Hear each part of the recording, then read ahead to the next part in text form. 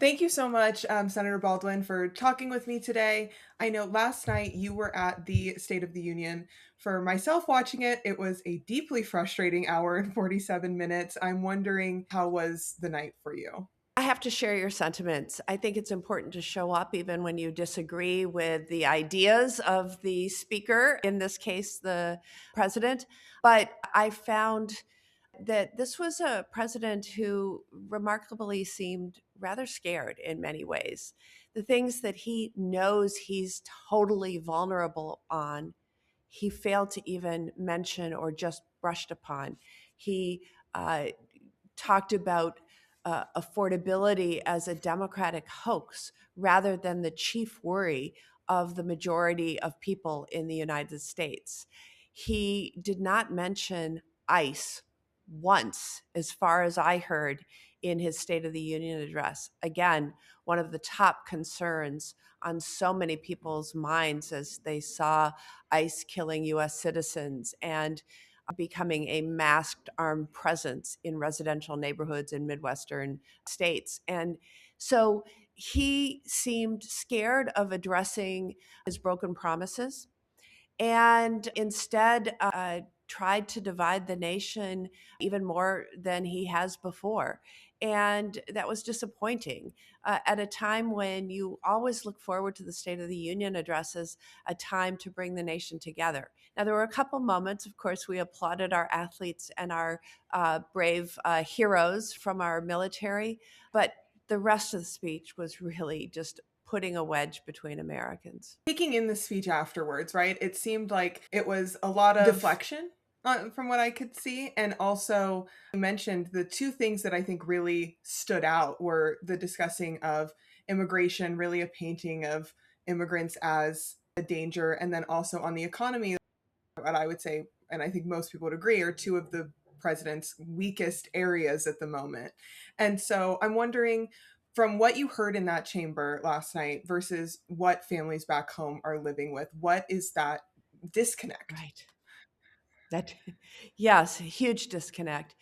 Just on Friday, the Supreme Court of the United States ruled against President Trump with regard to his imposition of tariffs.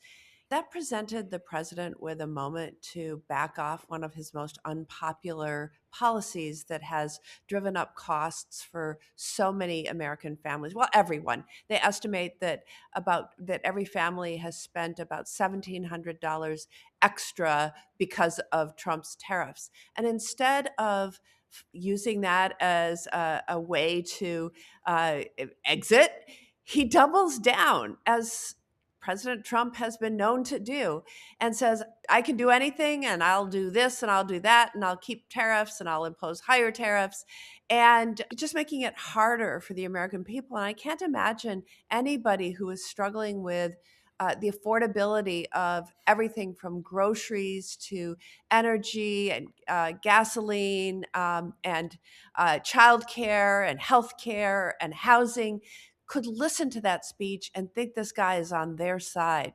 When he claimed he was actually lying about the statistics of how people are faring in the housing market or in terms of healthcare affordability. And then on immigration, again, he did not even reference the lawless rogue agency ICE that is in has been in Minneapolis, literally killing two US citizens and creating chaos in neighborhoods surrounding schools and churches and just residential neighborhoods. This lawlessness has to end. And how did he try to defend it? By vilifying immigrants in a nation that, frankly, is built upon immigrants. You can't go anywhere in this country and not recognize that we have generation upon generation of immigrants who have built this nation. And while our immigration system and laws are badly broken and in need of addressing, President Trump promised to go after the worst of the worst criminals and then did this instead. This is, and he was afraid to even reckon with the American public about that last night. And he didn't mention ICE by name, but he did call for an end of the partial government shutdown that's affecting DHS right now. But I've heard from talking to other members of Congress that negotiations are stalled right now. So I'm wondering if you have any update on where things are now or if you're seeing that too. There has been an exchange of paper between the White House and Democrats in the Congress. I share your sense about the progress being made. We have demands that are so common sense, so reasonable to rein in this rogue, lawless organization. And instead of embracing these common sense reforms and guardrails, the Trump administration is saying, well, maybe we'll look at 3 of these or 5 of these. That's not the direction we need to be going in. We need to be sitting down and negotiating out the details of the very straightforward, common sense proposals that we put in front of Republicans that need to be in place immediately because this agency is out of control. Absolutely. You mentioned that they're common sense and I think some would even say bare minimum reforms, right? Is there really room to negotiate, or is the Democratic Party aligned in holding firm on these really bare minimum reforms? As I talk to my Democratic colleagues in the Congress, we are absolutely holding firm on the need for these reforms.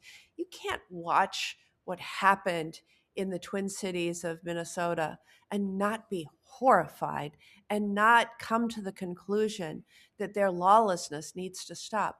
We have seen a surge of 3,000 masked, heavily armed agents without identification, without uniforms, without marked cars, roving through neighborhoods, going after folks based on racial profiles and accents. And that is not America. And that cannot be allowed to continue.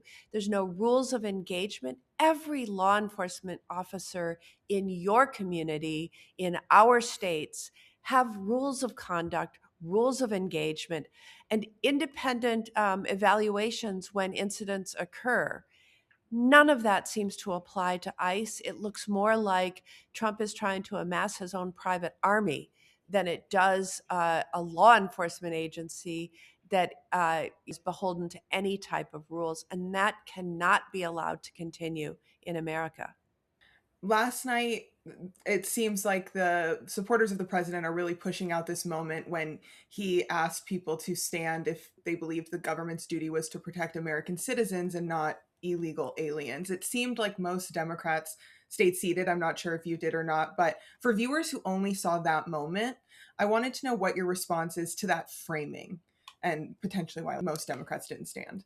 So, again, such an effort on the part of this president to divide America, a country built on generations of immigrants, and with a false question posed. I happen to have been sitting right adjacent to the Joint Chiefs of Staff, our military leaders, and members of the United States Supreme Court. And none of them stood at that moment. And so I sat with them. I do want to just pivot back to something I know that is close to your work. You brought a guest to the State of the Union last night, and I'm wondering if you can tell me a Yes, little bit more about your guest and why you decided to bring her. absolutely. So I brought a guest from Western Wisconsin, Kim. She is somebody that wrote to me about a year ago, very concerned that when Trump started his second presidency, that he might gut health care. And in particular, she was very worried about cuts to Medicaid. Kim has a son named Matt who has Down syndrome. He has relied on Medicaid for his entire life since he was an infant. And Matt relies on Medicaid for his healthcare needs, but also for additional support to help him live the best life Matt can live as independently as he possibly can. So that includes all sorts of additional support services like physical therapy, occupational therapy, life skills, maybe job skills as he now enters young adulthood. She's terrified that with a nearly $1 trillion cut to Medicaid that was part of Donald Trump's big ugly bill. He calls it his big beautiful bill, but I think it's ugly by definition. She's terrified of what that's going to mean for her son Matt and his future. And she joined me at the State of the Union to share Matt's story and her concerns and make sure that Republican members of Congress, the House and Senate, knew that their votes last year are going to harm her family and so many families like hers across Wisconsin and across this country. Well, thank you so much for your time today, Senator. I really appreciate it, and I hope we can talk again soon. I hope so too. Thank you for having me.